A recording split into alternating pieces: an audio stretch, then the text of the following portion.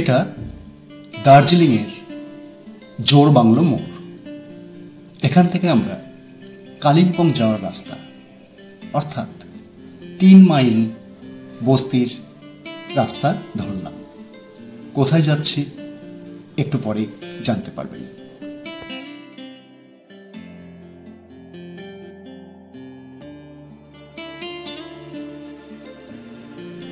এই যে পাশে বাঁ পাশে গাড়িগুলো দাঁড়িয়ে আছে, এগুলি জলের গাড়ি।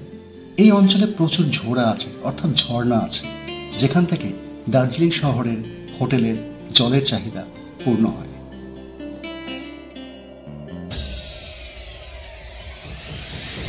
আমরা চলেছি নির্জন জনবসতি শূন্য দুধারে সবুজ ভেদ করে মংপুর দিকে বা তিস্তা বাজারের দিকে, যে রাস্তা চলে গেছে সেই রাস্তা দিয়ে।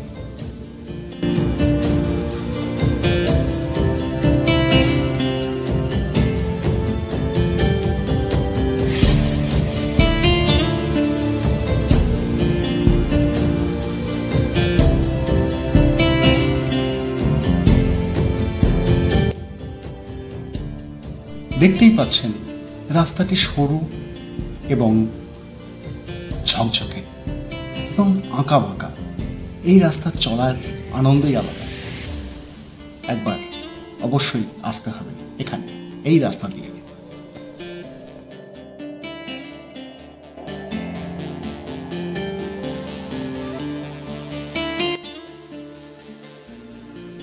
দার্জিলিংয়ের সৌন্দর্যকে, নির্জনতাকে উপভোগ করতে গেলে এই রাস্তায় আপনাকে আসতেই হবে। ভালো লাগবে। দার্জিলিংয়ের একবেলার সাইট সিইংয়ের জন্য অবশ্যই এই অঞ্চলটিকে রাখবেন। গাড়ি ভাড়া পড়বে ছোট গাড়ি 3000, 3500, বড় গাড়ি 4 থেকে 4500।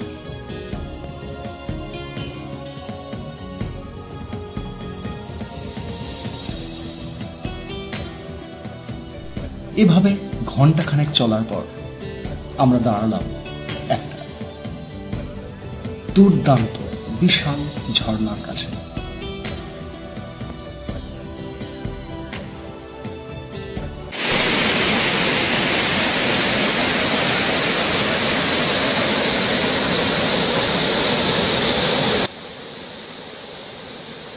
দার্জিলিংয়ের রক গার্ডেনের ঝর্ণা দেখে অবশ্যই তো ক্লান্ত হয়েছেন।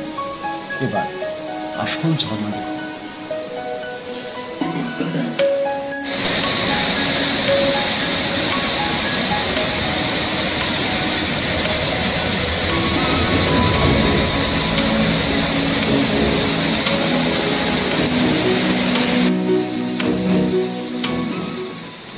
রাস্তার মাঝে পড়া এই অপূর্ব ঝর্ণা যেমন সুন্দর তেমন তার ভয়ঙ্কর রূপ, এবং এই অঞ্চলের প্রাকৃতিক সৌন্দর্য অবর্ণনীয়। ছবিতে দেখতে পাচ্ছেন।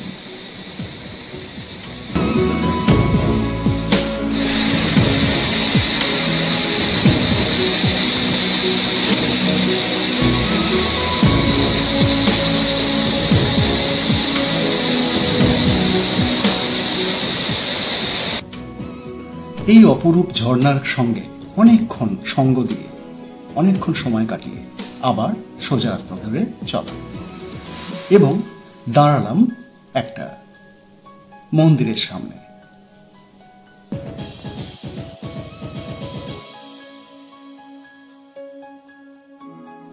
এই অংশটা অবশ্যই একটু মনোযোগ সহকারে দেখতে হবে। এই বাঁ দিকে সোজা রাস্তা চলে যাচ্ছে মংপু হয়ে তিস্তা বাজার। আমরা কিন্তু যাব মন্দিরের একদম পাশ দিয়ে সোজা শটান খাড়া ওপরে। মংপু থেকে 3 কিলোমিটার আগে খাড়া, ভীষণ খাড়া উঁচুতে দেখতে পাচ্ছেন আমরা চলে এসেছি আমাদের পছন্দের গন্তব্যে। খুব অচেনা নয়, অপরিচিত নয়, কিন্তু অদেখা।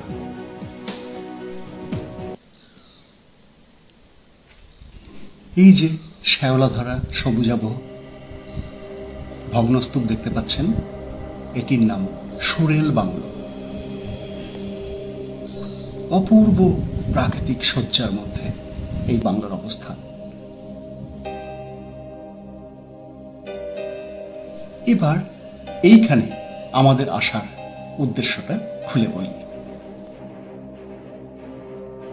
1938 সালে স্বয়ং রবীন্দ্রনাথ ঠাকুর কালিম্পংয়ে গৌরী ভিলাতে এসেছিলেন, যার ভিডিও আমাদের চ্যানেলে রয়েছে, দেখে নিতে পারেন।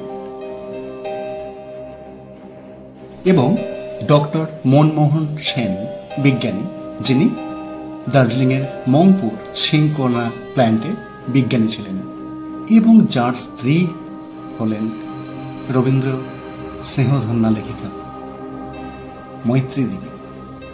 মৈত্রী দেবী রবি ঠাকুরকে আমন্ত্রণ জানালেন তাঁর এখানে আসার জন্য, কিন্তু তিনি রাখবেন কোথায়? তখন সিংকোনা প্ল্যান্ট কর্তৃপক্ষ এই সুরেল বাংলোতে রবি ঠাকুরের থাকার ব্যবস্থা করে দিয়েছিলেন।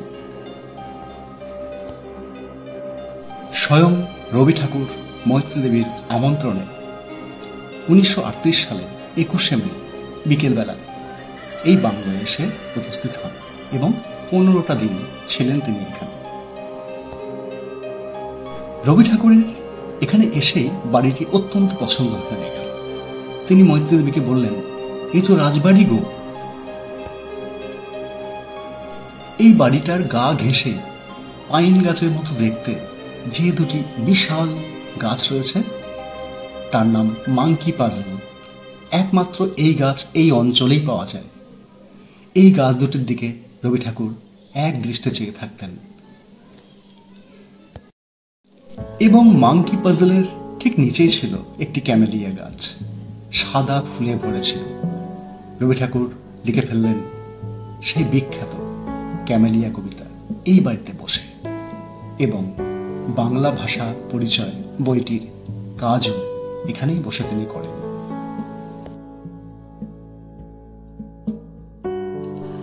সাদা ধবধবে ক্যামেলিয়া ফুল দেখে তিনি তার নাম দিয়েছিলেন মোম ফুল, অর্থাৎ মোমের ফুল।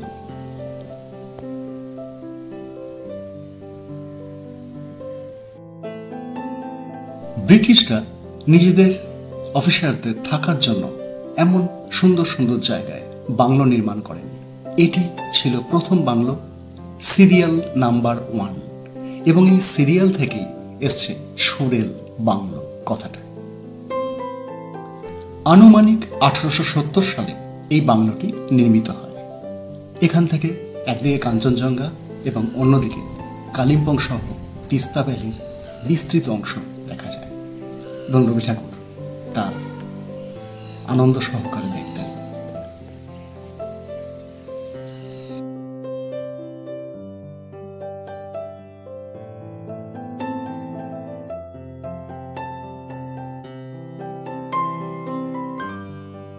এখানে রবীন্দ্রনাথ ঠাকুরের অসংখ্য ব্যবহৃত জিনিসপত্র ছিল।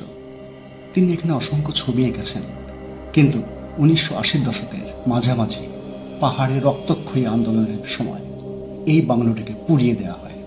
তারপর থেকে আজও সে এইভাবে খণ্ডহর হয়ে দাঁড়িয়ে আছে, ইতিহাস বুকে নিয়ে। আমাদের চ্যানেলে এই বিশেষ ভিডিওটি দেখার পর এবার থেকে আশা করি দার্জিলিংয়ের বেড়ানোর তালিকায় সুরেল অবশ্যই যুক্ত করবেন, অবশ্যই। এবং ফিরে এসে না হয় এই ভিডিওয়ে একটি ডিসলাইক করে দেবেন, বরং উল্টোটাই হবে বলে মনে হয়।